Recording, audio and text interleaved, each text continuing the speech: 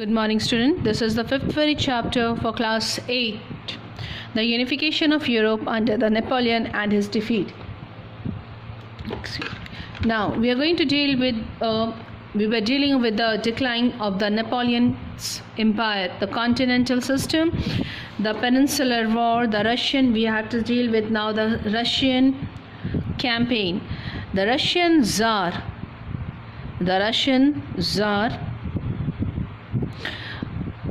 with whom Alexander had a treaty of Tilsit. Okay, Alexander I, suffering from the continental blockage, refused to cooperate with Napoleon and opened her port to the British ships. With a grand army of 325,000 men, Napoleon attacked Russia at the end of the June 1812. Napoleon's Russian campaign proved to be a death. His army reached Moscow but stayed there for a long time. The bitter Russian winter had set in. The weary soldiers, weary means tired soldiers, had to withdraw now. The retreating army harassed by the peasant and the guerrillas. Here, what is a guerrillas?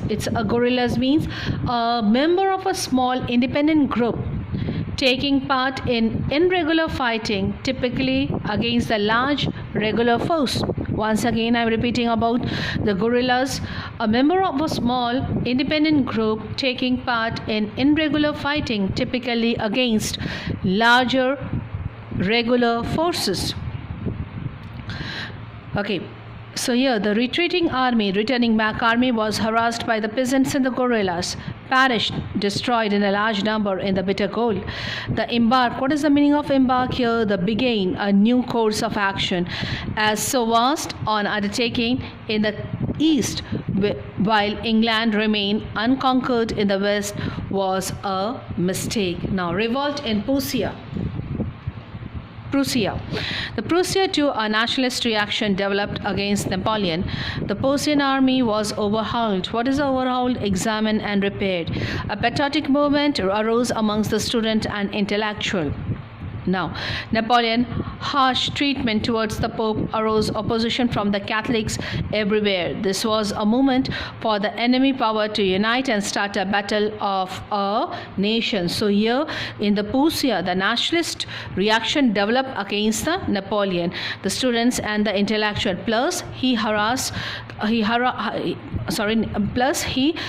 Napoleon's harsh treatment towards the Pope also arose opposition from the Catholics everywhere. So now the nations together stood against the Napoleon. Now here, the formation of the coalition. England, Prussia, Russia and Austria formed a coalition, means this 20 combined together. They all combined together against the Napoleon. In the War of Liberation set free, Napoleon was defeated at the Leipzig.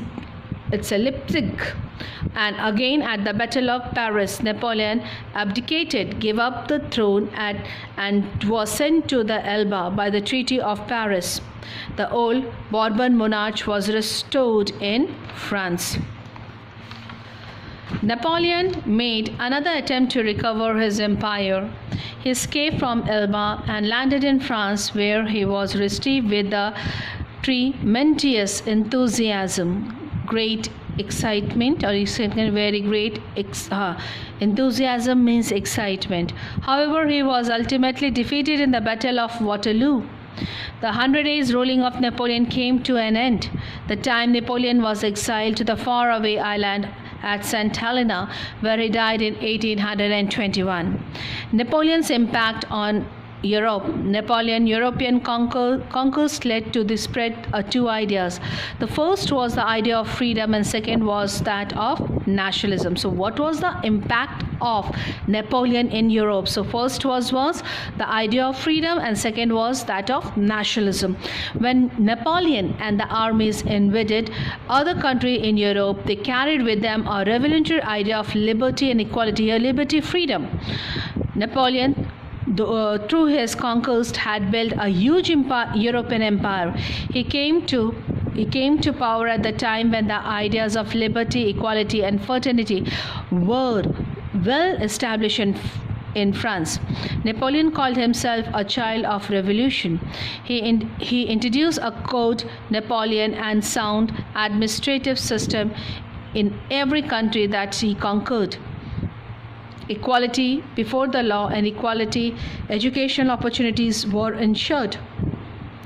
Careers were open to talents. Thus, Napoleon gave equality to the people of the conquered countries. He extended and perpetuated means what? Caused to continue for a long time.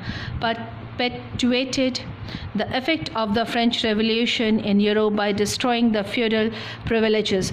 Perpetuated means cause of continue for a long time. Napoleon also helped the growth of nationalism by transforming Italy and Germany into a national kingdom under him. Napoleon fostered, encouraged national sentiments amongst the people.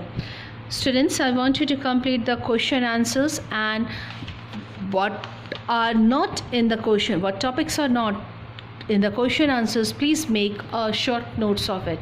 Thank you.